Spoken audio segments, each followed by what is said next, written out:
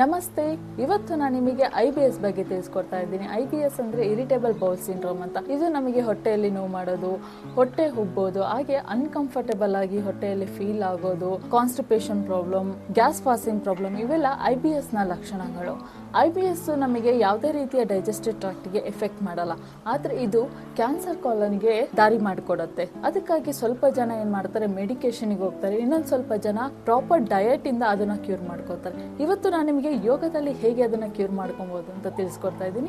ಹಾಗಾದ್ರೆ ಬನ್ನಿ, ಯಾವ್ಯಾವ ಆಸನಗಳಿಂದ ಅದನ್ನ ಕ್ಯೂರ್ ಮಾಡ್ಬೋದು ಅಂತ ನೋಡೋಣ.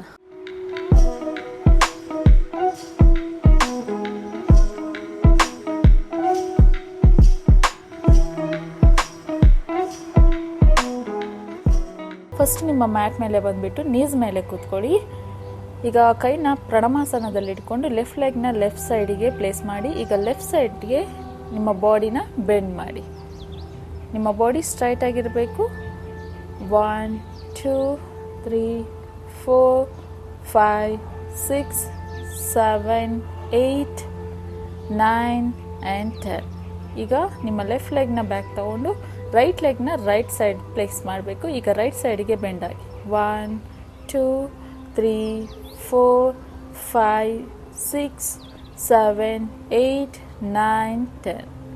ಈಗ ರೈಟ್ ಲೆಗ್ನ ತಗೊಂಡು ವಜ್ರಾಸನಕ್ಕೆ ಬನ್ನಿ.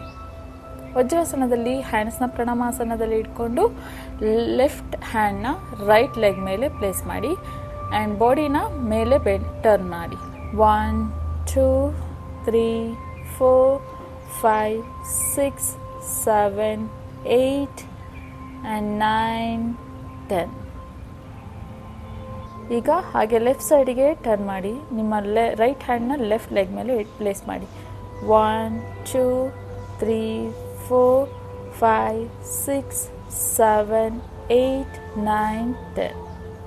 ಈಗ ನಿಮ್ಮ ಬಾಡಿನ ಕಂಪ್ಲೀಟಾಗಿ ಸ್ಟಮಕ್ ಮೇಲೆ ಮಲ್ಕೊಳ್ಳಿ. ಹ್ಯಾಂಡ್ಸ್ನ ನಿಮ್ಮ ಬಾಡಿಯ ಪಕ್ಕದಲ್ಲಿ ಪ್ಲೇಸ್ ಮಾಡಿ. ಚಿನ್ನು ಮ್ಯಾಟ್ ಮೇಲೆ ಇರಬೇಕು.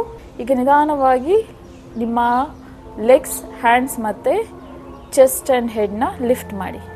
1 2 3 4 5 6 7 8 9 and 10.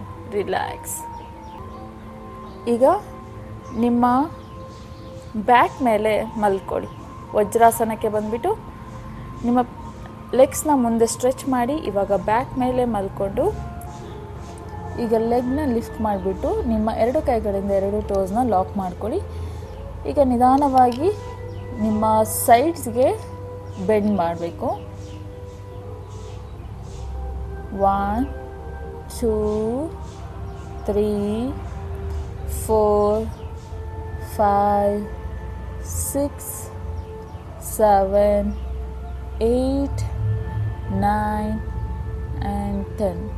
ಇದು ನಿಮ್ಮ ಬಾಡಿಗೆ ತುಂಬ ರಿಲೀಫ್ ಕೊಡುತ್ತೆ ಆ್ಯಂಡ್ ಸ್ಟಮಕ್ಗೂ ಇದು ಡೈಜೆಷನ್ ಆಗೋಕ್ಕೆ ತುಂಬ ಹೆಲ್ಪ್ ಆಗುತ್ತೆ.